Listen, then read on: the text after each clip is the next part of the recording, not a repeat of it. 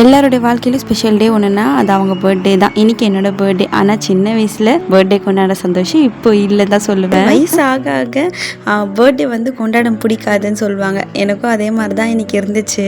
அது மட்டும் இல்லாமல் குட்டி பாப்பா வேற இருக்காங்களா, எங்கேயும் வெளியவும் போக முடியாது, கோயிலுக்கும் போகலை, வீட்டிலே தான் இருந்தேன். ட்ரெஸ்ஸும் வந்து புது ட்ரெஸ்ஸும் போட முடியல, பாப்பாவுக்கு வந்து ஃபீட் பண்ணுறதுனால கம்ஃபர்டபுளான நைட்டியை போட்டு சுற்றிட்டு இருந்தேன். செவ்வாய்க்கிழமைனால மாமனார் காலையிலே வந்து முருகர் கோயில் போயிட்டு வந்தார். அந்த குங்கம் இருந்துச்சு, சாமியை வந்து வேண்டிக்கிட்டு குங்கத்தை வச்சுக்கிட்டு இந்த வருஷம் நல்லா இருக்கணும் அப்படின்னு சொல்லிட்டு பிரார்த்தனை பண்ணிக்கிட்டேன். டியூஸ்டே என் பர்த்டே வந்ததுனால அன்னைக்கு வந்து நான்வெஜ் செய்ய முடியல. பிரிஞ்சு கேட்டேன், பிரிஞ்சு மாதிரி செஞ்சாங்க. ஆஃப்டர் டெலிவரி மாமியார் சமையல் தான். அவங்களுக்கு இந்த பிரிஞ்சு பிரியாணிலாம் வராது, அதனால வெங்காயம் தக்காளி எல்லாம் கட் பண்ணி கொடுத்துட்டாங்க. பொறுமையாக நான் வந்து செஞ்சுட்டேன். ஹஸ்பண்ட் ஈவினிங் கேக் வாங்கி வெட்டலாமான்னு கேட்டார். நான் தான் வேண்டாம்னு சொல்லிட்டு நெக்ஸ்ட் டேட் பார்த்துக்கலாம்னு சொல்லிட்டேன். அதனால ஸ்நாக்ஸ் மட்டும் கேட்டேன், வாங்கி கொடுத்தாரு.